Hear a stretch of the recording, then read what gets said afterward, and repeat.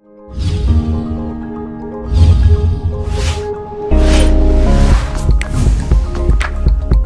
guys, and welcome to the already 15th episode of the Women in Nautica podcast. I'm super excited because this is the first one in 2026.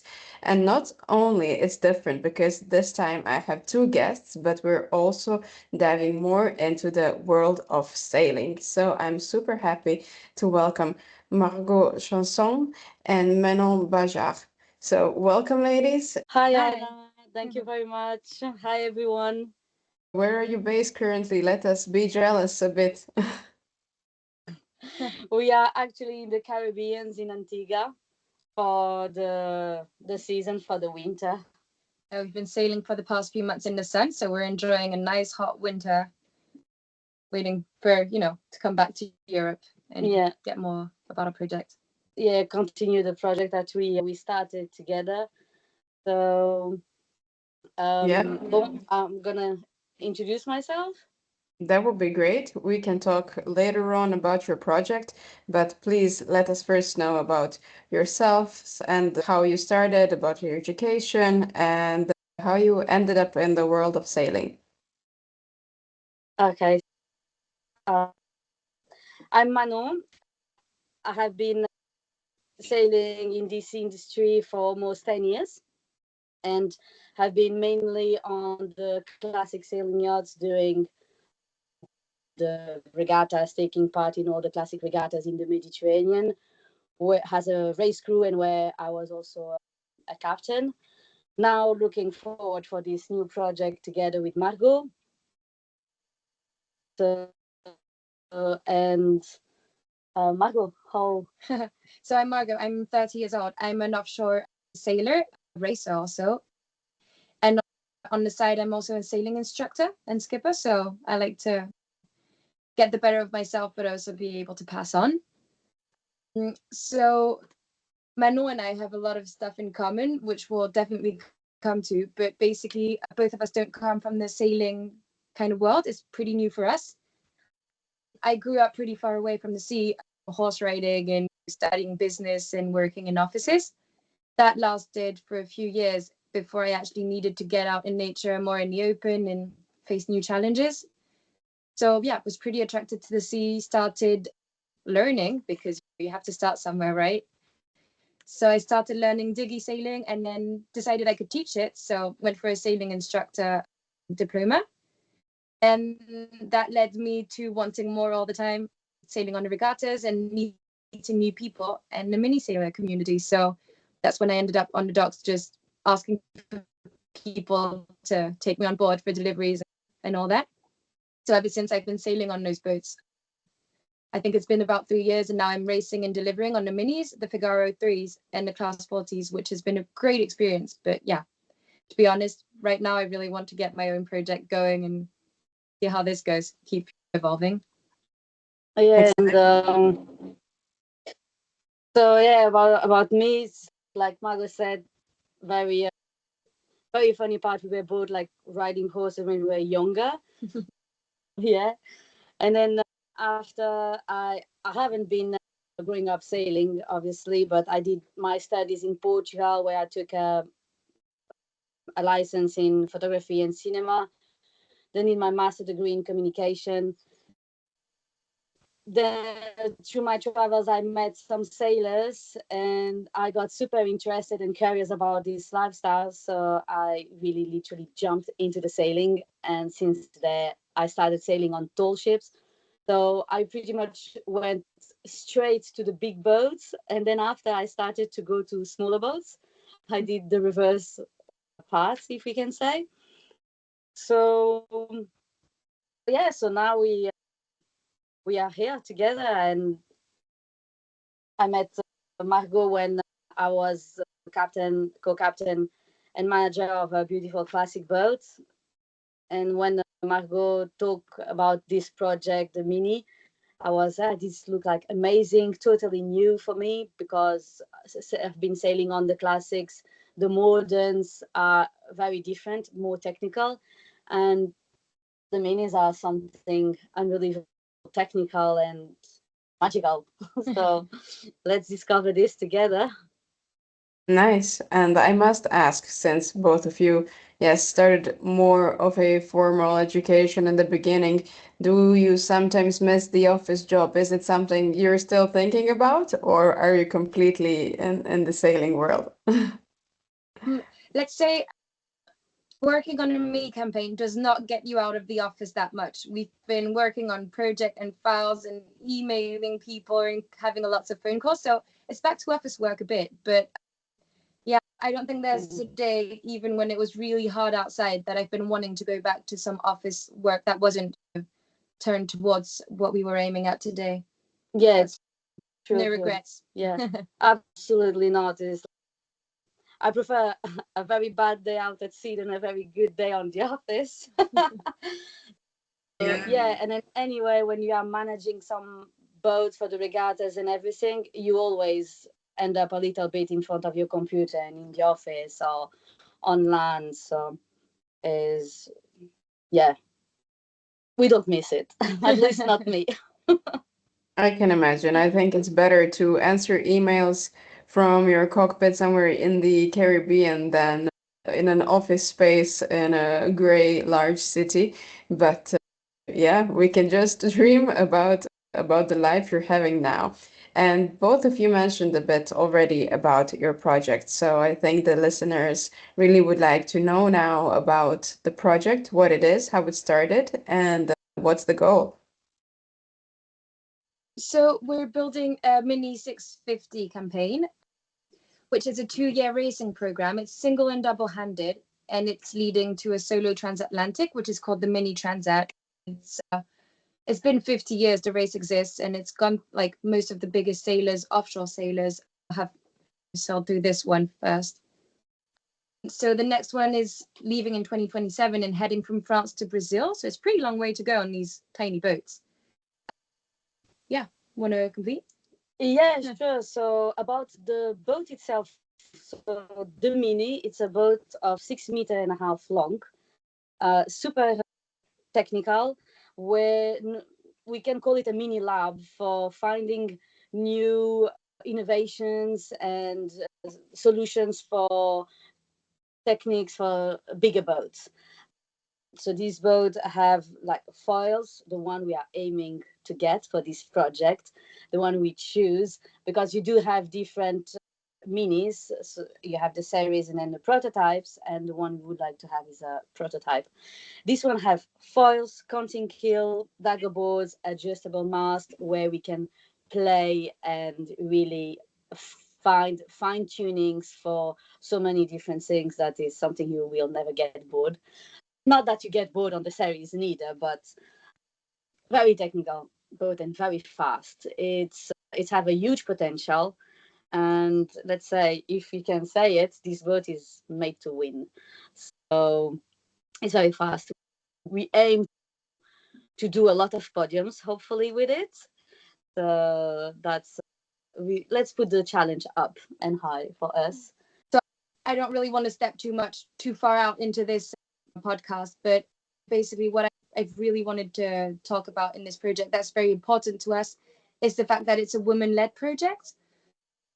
Being in the industry for the past 3 years and sailing a lot, I've noticed that women are way too little represented, and that it takes us time to actually feel like we belong. Yeah, I've really wanted to make it a women-led project. I of course thought of Manon as a great co-skipper, seeing she has so much knowledge and motivation. And the day we met, she really inspired me to push harder. So that definitely made sense. But we're trying to get women to believe in themselves and believe that they can. Nowadays, the Mini Transat still hasn't been won by any women. It's been 50 years. So we're hoping that will change and the rest of the season will definitely mirror that ambition. Yeah, definitely. So, for people who are not as knowledgeable about the types of sailing and racing they can do, was the fact that not a woman has won the race been a key factor for you to choose this type of vessel and race, or was it the technical and innovation part that you really like about this smaller, fast vessel? I would say both. First of all, this those minis, they are extremely fun and entertaining when you are sailing. You are always adjusting your sails and how the boat goes through the water. It's very interesting to learn and then to reach a concrete like result with this boat that is really challenging and I don't know, super fun and interesting. So that's one thing, but also it can lead you to bigger boat after, because the learning curve that you have with these boats is it's very big. I think it's very innovating, and the factor of being a woman on for this project, yeah, is if we go and see in the history of this race, the mini transatlantic project, is no woman that win it so far. So we would like to do it, and actually Margaux will be doing transatlantic by herself in the end of the project. So that's the goal, the key to get to this project, and she will be doing it. So she will be the hopefully the one getting in the first people on the other sides. When I started sailing the minis, I definitely went for the series boats, which are already very technical and crazy fun. And I remember looking at the woman who had these amazing prototypes that was so fast, and seeing how most of the the best boats of the fleet were actually led by women. It got me dreaming. I was just like, this is so impressive. There are so little women, but that the women that actually get themselves into this dare to get these such crazy and dangerous and fast boats.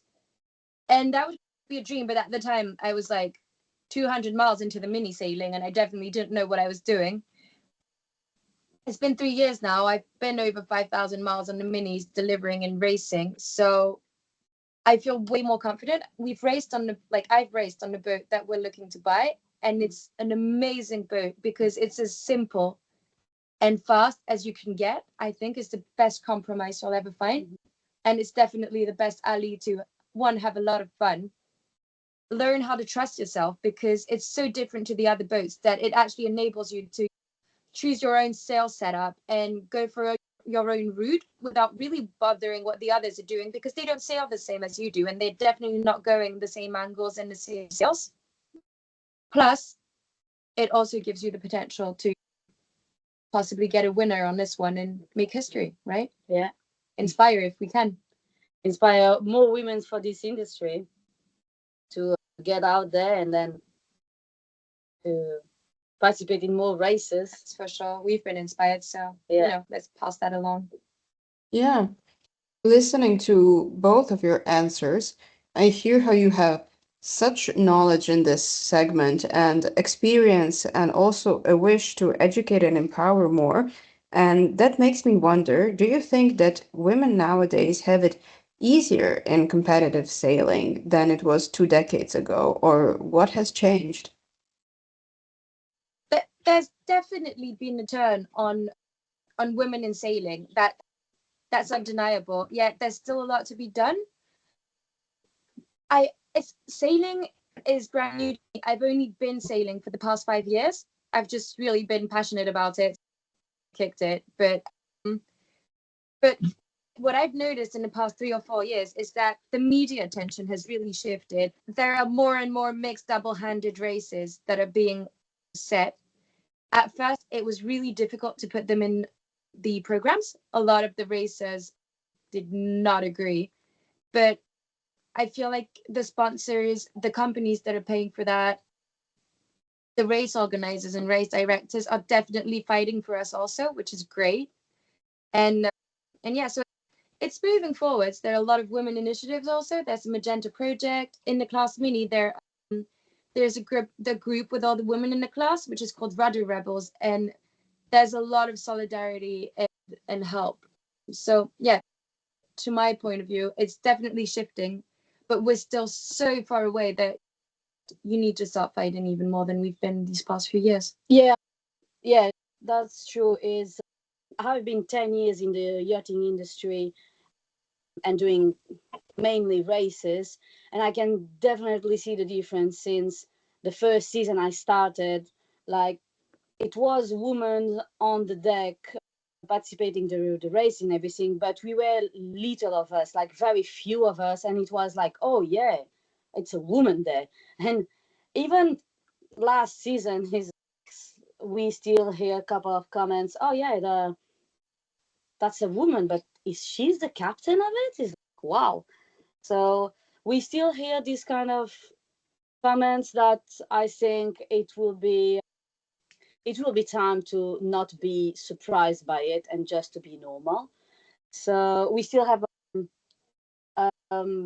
like improvements to do on that side for getting to let's say equal or normal terms in between women's and men's in the sailing industry. But definitely these 2 3 last years, it's a big movement happening, that it's happening less, and we are able to feel more empowerment for the women's. But still, it That's it. Yeah, I yeah. completely agree with what Manon is saying, and just like to just add one small thing is the fact that despite the fact that women are allowed on deck now and it's become a bit more common, it's still a big minority, and most of the time you're not able to do all the technical stuff that demands a lot of technique or strength because you're a woman, and if you want it executed perfectly, you might as well not touch whatever they're doing. So I think it's time to just not accept to sit around anymore. We really need to take a stand for it and show that we can and that we're able to do that. And yeah, a mini project seems like a good way to start. Very good. Yeah, Margot, you were actually reading my mind with something you said a few sentences ago, and that's the technical stuff and a bit the physical stuff. So both of you started with more of a social science, and of course, the boat is a very technical thing. So, how important are technical skills in your life and the work on board? And if they're very important, how did you develop them? How did they complement the soft skills which you already have? So I uh, I will talk about my experience because it's the easy way how I can say how I gain some knowledge. So first is to be very curious, eager, and very much always there. Oh, what's that? Can I do it? Like on the very beginning, obviously, being always attentive when people are talking around, listening to the different opinions, or when they are talking on the boat, for example, about tactics or even a problem with the engine or for the choice of the sails. When so literally listening for what people are talking around, analyzing what they are saying, also the different opinions, the one that they counteract the other ones, and then watch in the end the choice that they make and analyze if it was a good choice or not by your own judgment. You we will be able I was able to do that, and then to learn a lot by observing and listening, and then after try to every time I could, can I do it, or let me do it. Obviously when you are new in the industry, you have to be like, oh, when you are a deckhand or a new race crew, you are all the time like learning and then trying to make your space, and then to get value for that. Every time that you show that you know how to do something, or that you are very volunteer on doing it and keen there and available, people will let you more space. It have been always easier for men, unfortunately. So for women, you have to do that, and on top to be even more, you have to do everything double, because you are a woman, and you have to prove yourself double, because for some reason the credibility, I don't know, it takes more time to get credibility. in this industry. But as soon as you got it, I think people will give you trust and will trust in you and will give you credit. So I have been also reading a lot and watching videos on every, I don't know, when we see the recording of the regattas and something like that, a lot of times we can see when the boats are doing the maneuvers, dropping the spinnakers, putting them up, or even the maneuvers. I concentrate myself of watching those videos and then see, okay, so they are doing it like that. And then it's the way how also we can learn. And obviously when you are out sailing, you watch also the other boats doing the maneuvers. And then you can also learn from new ideas that they got as well. So it's an ongoing process of being always attentive and being a sponge of, yeah, taking all the knowledge that you can take from everywhere. Well, it's difficult to add anything to what Manon just said, but basically, yes, as you were saying, it's definitely like boats are definitely technical. The more you go into racing, the funnier they get, but the more parameters you take into the way you're sailing, right? And the more parameters you can actually influence on your boat and really trim the sails differently. It's definitely an ongoing process. The mini project is so good because you can get into training centers with these amazing people who have amazing technical skills, weather forecast skills, routing skills, fixing stuff skills. It's just such a good experience that you can learn from these people and learn it the fast way because you have a project that's really enabling you to ask the right questions and to get proper help and to learn while doing, right? So yeah, definitely technical skills are really important. Being 5 years in the industry and skippering a bit, I've definitely got into some issues that I've had to solve and that have helped me grow. Definitely looking forward to a lot of more learning and getting more technical because, as you say,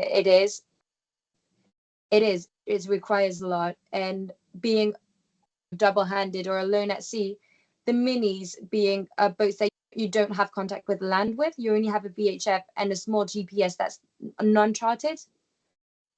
You have to solve this by yourself. Yeah.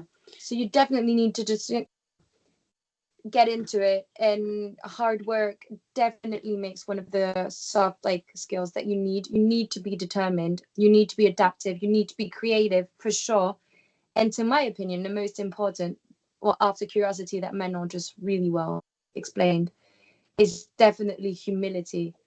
Yeah. I think you definitely cannot and consider going through a mini transat or a mini fastnet or a mini whatever huge race you're going through without a minimum ability, which is getting ready, considering that maybe what you did could go wrong. Maybe you're going to get into some trouble and you need to know what you're capable of and what you can't do.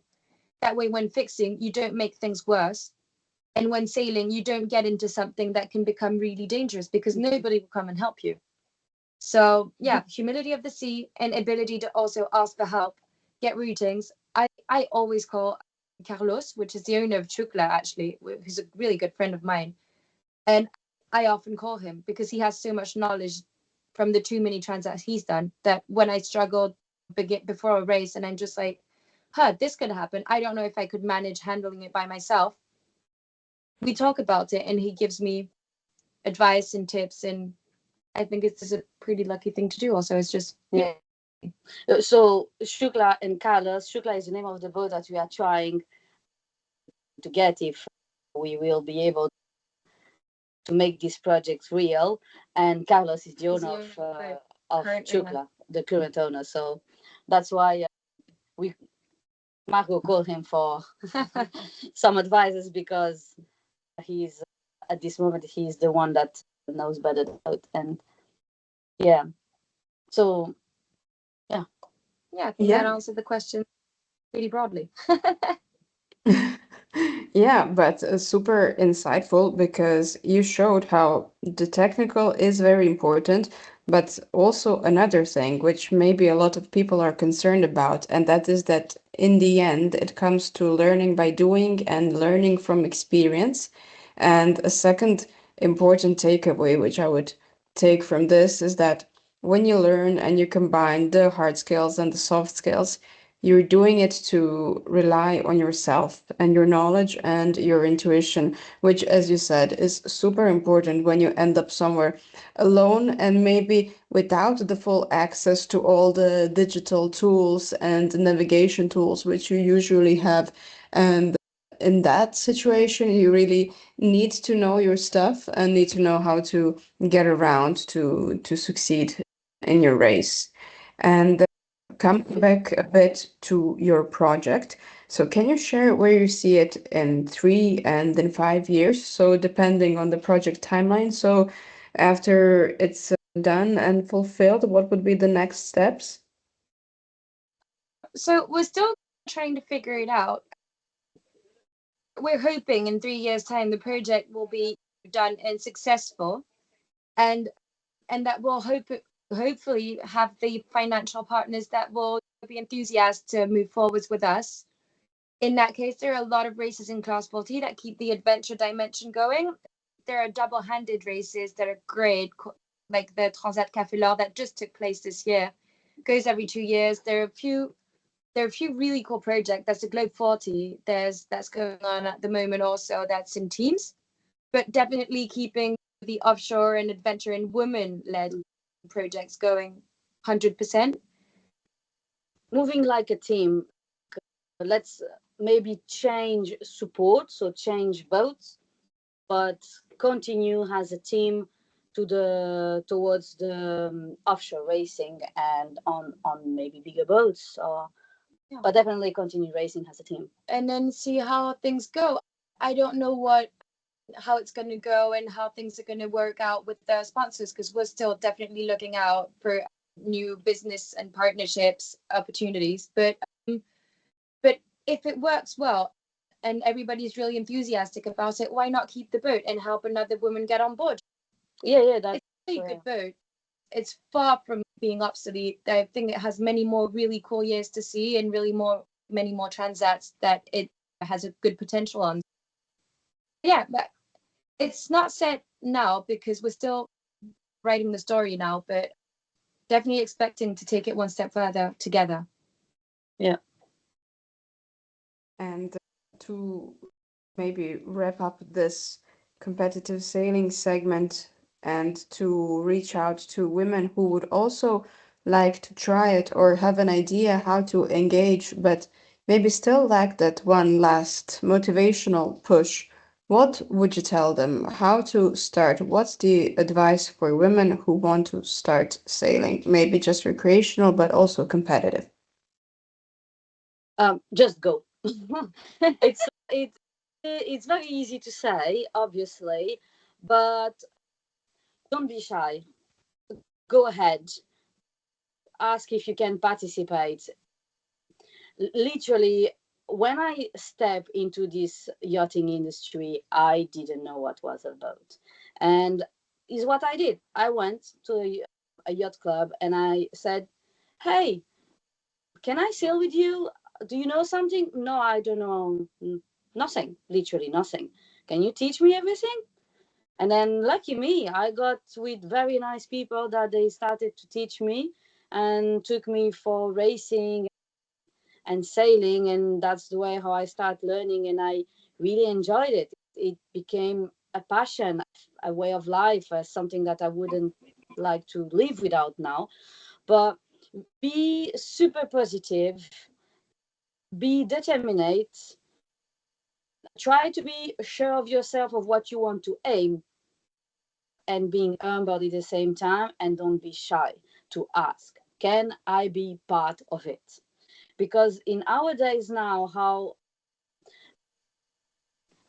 the shift is going with in this industry for the youth and for the women is they are starting to get curious and very starting. I want to very highlight that one. Yes, they are starting really to want to have more women sometimes somewhere on some boats. So take advantage of that, and youth as well. Take advantage of that and be like, I would like to be part of it, and show yourself, put yourself out there. but also do your homework. So try to read, to watch the other people, and try to know a little bit already. Like, even if it's just theory, but at least something basic. I think that's the best advice. I completely agree with that. I'm not in the yachting industry, so I have a pretty other like different vision. I've been working in the cruising and coaching industry and in the offshore sailing. Concerning offshore sailing, one advice I could definitely give is go to the docks. A lot of these projects are solo driven, and the deliveries are so much easier when it's at least two of you. So a lot of people are actually open for somebody to sail with. First of all, it's regulations. You're not supposed to be alone at sea for a few days because you're supposed to be watching out all the time. So they'll definitely very likely take you in, even if you're not doing anything, which is also pretty good because they're autonomous on their boats. So it's a really cool way to learn. Everything you're learning is bonus, but that the person does not need you to keep the boat safe. So that's something that took the weight off my shoulders, just being on the docks and asking people to take me sailing. And the other thing is, like Manon says, go for it, ask questions. People are always open to share their passion. It is a passion, but I think you still need to be careful who you hop on board with. Yeah, choose. People don't always have that will to share the passions. We are women. Be careful what you're like. Be on the lookout also for people who might not want the best for you. I think that's still something you want to keep in mind, despite the fact that most of the industry is pretty good. My experiences are pretty good. Yeah, like my experience as well. You just need to get to know the people a little bit. Make sure that it's gonna be a friendly interaction and professional if it's not in the cruising or if something like that. But it's gonna be always very nice. Normally, it's always good as soon as it's goodwill from both of the sides and 100%. Yeah, wish to learn and to participate. Everything is gonna be good. There are also a lot of women initiatives. If you want to get into racing, the Magenta project is definitely one of the groups you want to get close to. Yeah, it's led by women. A lot of women sailors are into it, and there's a lot of like places you can meet up and have a chat, have a drink, get offered opportunities, talk about your fears, what you want, what your dreams are, get really good advice, and sometimes get really crazy opportunities. So that's definitely something I would recommend is chat with other women sailors. They've been there. They've been through that. Yeah. And I'm talking about myself, but I know I'm always open for an Instagram chat or a coffee or something, and always happy to give out on what I was lucky to experience. Yeah. Love it. I think most of the advice you gave can actually be applied to the broad industry and to other communities and just empower women to reach out and follow their both career but also passion dreams.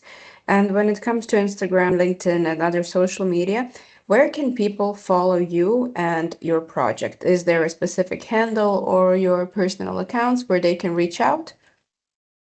So they can reach out through our LinkedIn account or through our Instagram account. So far, we don't have an Instagram account only for the project. We are, yeah, so we will be posting things through our personal Instagrams. Okay. Yeah. We built a link tree that we could definitely pass on to you that holds our Instagrams, our LinkedIn's, and our project info and all our contacts. So if that's something that's interesting for you, it just groups everything that talks about the project, and it also gives opportunity for people to reach out to us. Yeah, to reach out to talk about the project or even just to have a chat with us for give us a hand to get into the sailing. We can also they can come to us and then have a chat about it. We're pretty open for that. Perfect. Sounds great. So everyone who's listening already now, you feel free to check the bio and the description of this episode, and you'll make sure to find the link tree of the girls and find out more about them and the project as well. So, with that being said, we're wrapping up the first episode of the year. It has been a super insightful one. Feel free to reach out to them if you have any other questions or would like to support the project. I think they would be very grateful for doing so. And of course, stay tuned for the next episode next month.